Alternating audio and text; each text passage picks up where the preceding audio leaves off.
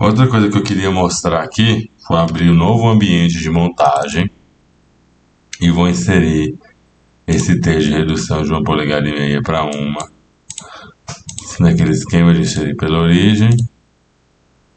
Tenho ele aqui. Agora eu quero inserir outro componente, que seria uma redução de 3/4.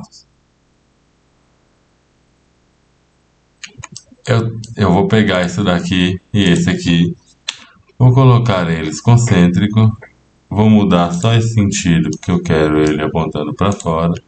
Às vezes eu acho melhor puxar assim, para a gente conseguir visualizar. E vou colocar aqui essa face e a tangente é essa. Perfeito. Reparem que neste caso aqui, existe uma folga, que foi deixada proposital, essa folga aqui. Então uma peça não toca a outra, ela gira, porém ela está girando suave. Isso aqui nem seria exequível na verdade, mas isso é proposital que eu quero mostrar. Então qual que é a ideia aqui?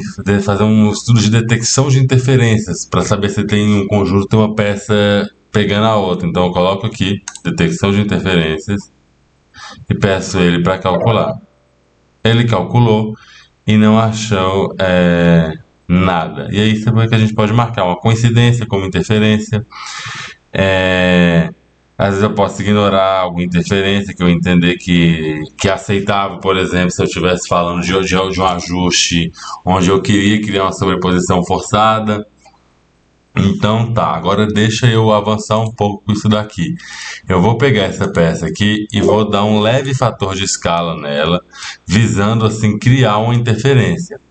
Eu vou tentar fazer isso de forma mais sucinta, para não ficar tão pesada assim essa interferência. Acho que 2 foi muito, vou colocar 1,25, eu acho que a gente já cria uma interferência nessa peça. Então, quando eu volto na montagem, repare que agora a gente não tem aquela folga mais.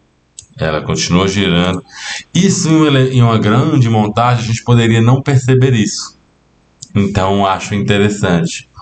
Mas antes de abrir a detecção de interferência, eu quero mostrar um outro ponto aqui. Repare que essa peça ainda gira no próprio eixo. Então, por não estar totalmente parametrizada, a gente tem um menos aqui. Isso é bacana também na árvore, que a gente consegue ter essa referência. O T de redução, como ele foi coincidente com a origem, o SolidWorks entende ele como fixo. Então ele coloca esse F para a gente aqui, indicando que ele está fixo. Contudo, a outra peça não. Então agora vamos rodar a nossa detecção de interferência. Então eu coloco aqui, peço ele para calcular, e ele me mostra exatamente em vermelho aonde que eu tenho uma interferência. Então todo esse trecho aqui existe uma interferência. Então isso é bacana, e ele me mostra também de quanto é essa interferência, entendeu? Então eu consigo mensurar tudo isso. Então, se eu entendo, por exemplo, que entre essas duas interferências, entre o T de redução e a redução de 3/4 para 3/8, que isso não é relevante, foi proposital. Imagina que eu quero que essas peças entrem apertadas, ou um recurso de montagem, eu já vi em alguns casos. Eu pego essa peça, que é a peça fêmea, né? Eu aqueço ela para ela dilatar, encaixo a outra e depois eu deixo as duas esfriarem para criar uma interferência que não vai mais se soltar. Então eu vou querer ignorar isso no meu projeto. Então eu posso pedir ele para ignorar. Mas reparem que ele detectou. E aí, se eu pedir uma nova detecção de interferência, ele marca para mim aqui que tem uma interferência ignorada.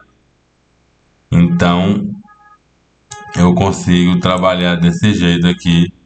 Eu consigo marcar se ele vai tornar essas peças transparentes ou não. Então, esse é o recurso de detecção de interferências.